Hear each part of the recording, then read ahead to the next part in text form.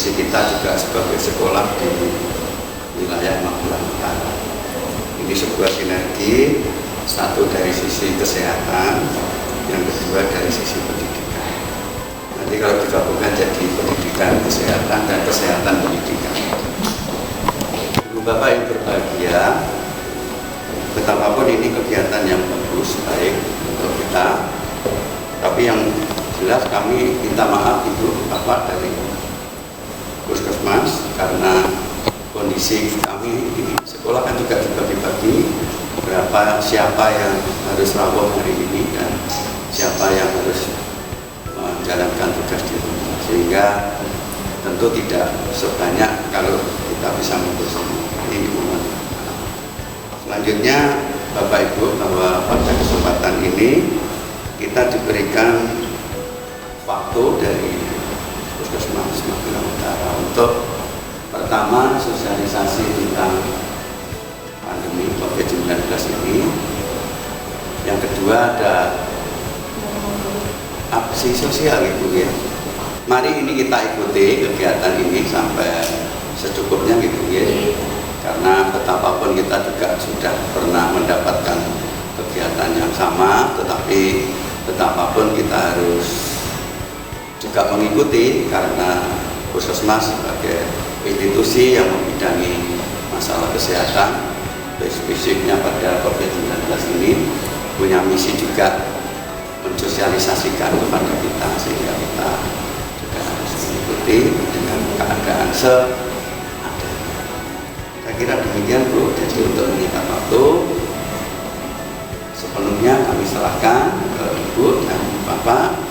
Selanjutnya nanti bagi teman-teman yang beragama Islam dipersilahkan sesuai dengan kepercayaan masing-masing. Monggo. Bismillahirrahmanirrahim. Monggo Ibu, waktu kamu. Izin berdiri Bu. Bismillahirrahmanirrahim. Assalamualaikum warahmatullahi wabarakatuh. Bapak, Ibu, guru dan karyawan SMA Negeri 5 Kota Magelang yang kami hormati, terlebih dahulu alhamdulillahirrahmanirrahim, kita panjatkan puji syukur kehadirat Allah Subhanahu wa taala yang telah memberikan kita akhlak sehat sehingga kita dapat bersilaturahmi dalam acara sosialisasi penyuluhan terkait pandemi COVID-19.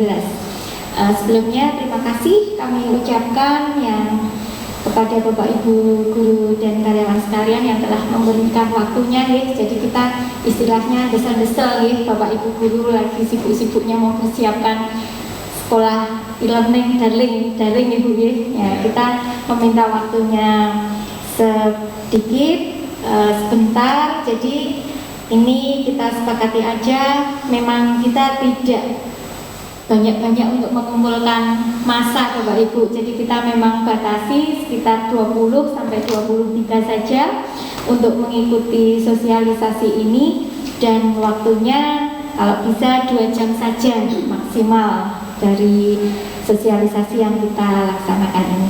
Terlebih dahulu saya memperkenalkan diri, saya Setia Artati, biasa dipanggil Bu Tati atau Mbak Tati. Kami dari Upaya Kesehatan Masyarakat bekerjasama dengan Usaha Kesehatan Sekolah dan Promosi Kesehatan di wilayah Puskesmas Magelang Utara bersama dengan Mas Probo, ini dari Promosi Kesehatan Puskesmas Magelang Utara, dan juga yang melaksanakan pemeriksaan kolesterol dan gula tadi Ibu Sri Surati, dan Mbak Nafisa satu lagi dari petugas kesehatan lingkungan atau Kesling.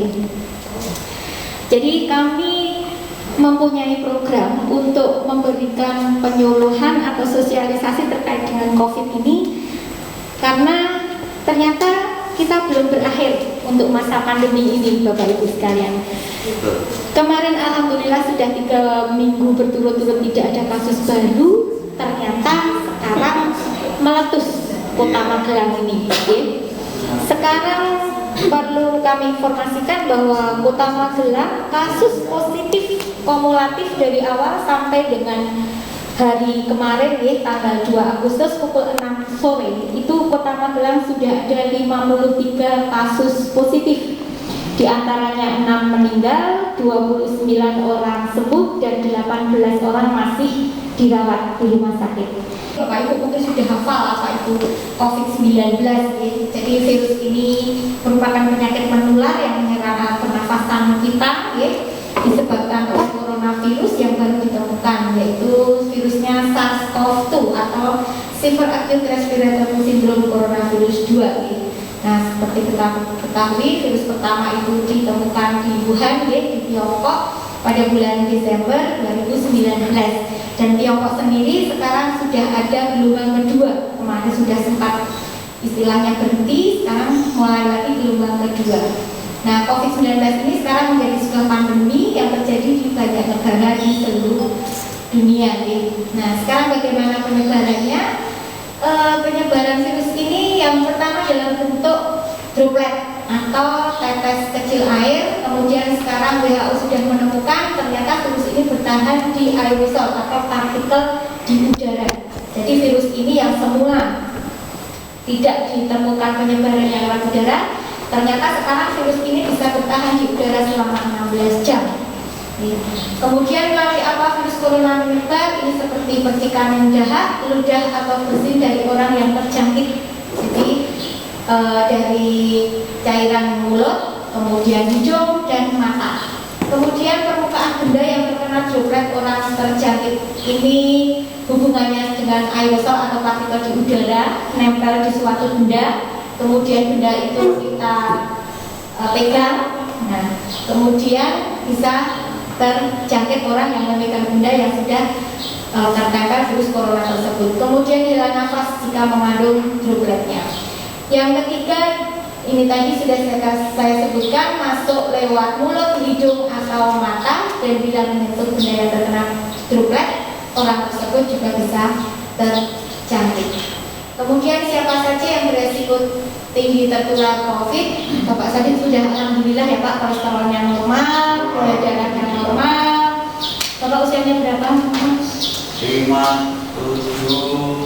Oh iya, resiko sedang Pak. Kalau resiko tinggi usia 60 tahun ke atas. Jadi siapa yang termasuk dalam resiko tinggi ini adalah penderita dengan HIV/AIDS, kanker. Oh, kanker juga ya? Iya. Jadi dia dengan sistem imunitas yang rendah. Kemudian ada orang dengan menderita penyakit liver, diabetes mellitus, gagal ginjal, jantung kronik dan hipertensi. Jangan lupa ini juga perokok aktif merupakan resiko tinggi tertular COVID-19.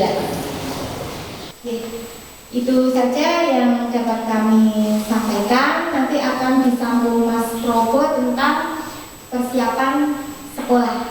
Bagaimana persiapan sekolah untuk diterapkan pada masa transisi dan masa kebiasaan, adaptasi kebiasaan. Sekian dari kami, dilanjutkan Mas Probo. Terima kasih. Assalamualaikum warahmatullahi wabarakatuh. Assalamualaikum warahmatullahi wabarakatuh. Maaf Bapak Ibu, ini saya dari petugas promosi kesehatan hanya ingin memberikan sosialisasi tentang bagaimana adaptasi kebiasaan baru dalam penyelenggaraan pembelajaran di sekolah. Tadi sudah dijelaskan mengenai penyakit COVID-19-nya. Nah, ini kita sudah beberapa bulan berdampingan atau hidup bersama dengan penyakit COVID-19. Terus sekarang ini pemerintah menggalakkan tentang AKB, adaptasi kebiasaan baru. Nah, pemerintah menganjurkan atau memberikan anjuran terkait bagaimana kita hidup berdampingan bersama virus corona ini. Kita jangan terlalu takut, tapi kita juga jangan terlalu biasa saja terhadap virus corona ini. Karena virus corona ini sudah tadi dijelaskan oleh Bu Tati, vaksinnya belum bisa beredar di masyarakat. Jadi kita mungkin bahkan saya dengar kabar vaksinnya mungkin bisa sampai awal tahun depan. Jadi mungkin beberapa bulan ke depan kita melakukan yang namanya AKB, adaptasi kebiasaan baru. Ini lanjutannya, ini mungkin intinya protokol kesehatan di satuan pendidikan itu bagaimana. Yang pertama, langsung. Jadi siswa atau warga sekolah itu langsung dari rumah ke sekolah langsung. Jadi tidak mampir-mampir dulu, langsung ke sekolah, dari sekolah langsung pulang. Untuk siswanya ini mungkin ya, nanti kalau sudah mulai sampai rumah agar anggota keluarga kita terjaga dari virus, terhindar dari virus corona, kita melakukan yang namanya pencegahan mandi dari pakaian. Tetap melakukan PHBS khususnya CTPS nih, Bapak Ibu, sesering mungkin untuk cuci tangan pakai sabun, lalu ganti baju. Dari saya cukup sekian. Wassalamualaikum warahmatullahi wabarakatuh. Allah selalu yang tidak mau disarankan. Assalamualaikum warahmatullahi wabarakatuh. Perkenalkan, nama saya Tulia Yusuf. Saya mau bertanya, kalau kita cek suhu itu kan pakai iya, apakah kalau kita cek itu berkali-kali, apakah sinar atau lasernya itu tidak berbahaya? Kemudian tadi saya sedikit ketinggalan tentang penyakit atau apa itu, pneumonia ya Bu. Nah, apakah itu bisa dikategorikan dalam COVID-19 atau tidak ya? Terima kasih.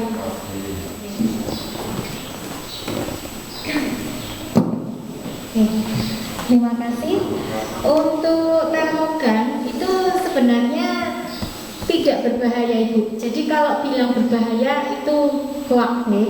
Karena termogan itu istilahnya tidak memakai laser, dia tidak memakai sinar, nih. Tidak memakai sinar, tetapi memang seperti alat, tidak beda jauh dengan termometer. Jadi termometer yang sering kita kempit itu, nah itu tapi yang digital nih. Kalau yang air raksa pakai air raksa. Kalau termogan itu sebenarnya hampir sama dengan termometer digital. Tidak berbahaya, bukan dari sinar yang istilahnya bahaya di otak dan sebagainya. Itu cuma hoax aja. Nah, kemudian untuk yang pneumonia itu infeksi saluran nafas Bu. Jadi belum bisa dikategorikan yang pneumonia mesti COVID-19 itu belum.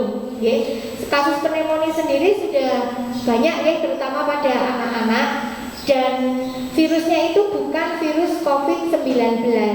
Memang gejalanya penderita COVID-19 itu hampir sama dengan gejala pneumonia, tapi virusnya lain. Jadi kalau orang pneumonia belum tentu COVID-19, tetapi kalau COVID-19 mesti ada gejala dari pneumonia itu sendiri. Ngaten? Ada lagi? Mengenai adaptasi kebiasaan baru. Nah, itu tadi disampaikan adaptasi kebiasaan baru itu bukan kemudian hilang COVID-19-nya, tapi kita berdampingan bagaimana cara kita untuk menyikapi virus tersebut. Nah, yang saya ingin tanyakan, jika vaksin itu ditemukan, apakah adaptasi kebiasaan baru itu tetap dijalankan? Nah, itu kaitannya tentang vaksin tersebut, apakah itu nanti bentuknya imunisasi atau bisa dikonsumsi, ataukah itu hanya orang-orang tertentu, harganya 100.000 kan enggak bisa. Nah, gitu. Mungkin itu saja. Terima kasih. Wassalamualaikum warahmatullahi wabarakatuh.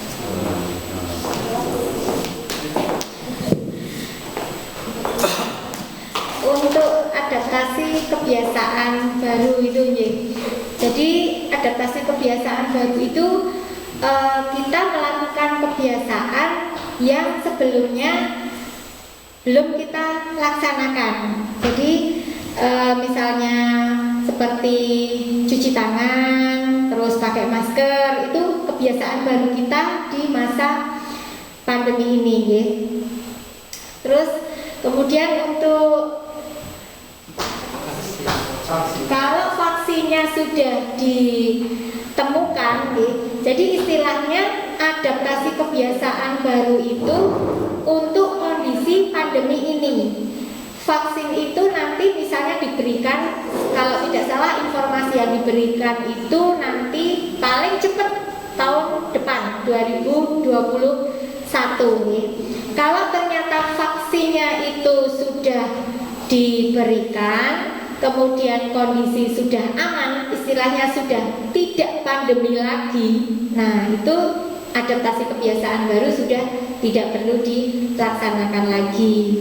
Karena memang istilahnya kita memakai masker dan sebagainya itu untuk mencegah penyebaran atau mengurangi tambahnya kasus positif. Kalau memang sudah ada vaksin yang sudah diberikan dan lama-lama kasusnya sudah berkurang bahkan hilang, kita sudah tidak ada namanya pandemi lagi. Nah, jadi kebiasaan baru seperti memakai masker dan sebagainya itu sudah pelan-pelan kita lepas. Karena memang kita memakai ini tuh ada embel-embel masa pandemi itu. Jadi kalau sudah tidak pandemi lagi ya tidak usah, tidak apa-apa. Pak Ibu, ini karena waktu ya, sehingga sesi tanya jawab saya kira dua tadi sudah cukup. Kalau kita tadi yang menanyakan anak-anak muda, ini saya mengapresiasi, bagus, karena ternyata teman-teman muda tidak hanya respect di 365 Office dan Classroom Google, tapi juga sangat respect di kegiatan sosialisasi. Atik matur nuwun. Terima kasih atas kesempatannya dan ilmunya. Mudah-mudahan ini memberikan tambahan pengetahuan untuk kami semua di keluarga besar SMA Negeri 5. Donga dinunga semoga kita, keluarga besar kita, masyarakat kita terhindar dari COVID-19. Amin. Mari kita akhiri dengan membaca hamdalah bagi kita yang beragama Islam. Teman-teman yang non-Islam bisa menyesuaikan sesuai dengan kebiasaan. Mari. Alhamdulillah. Terima kasih. Atas nama sekolah kami menyampaikan matur nuwun dan permohonan maaf yang sebesar-besarnya. Assalamualaikum warahmatullahi wabarakatuh.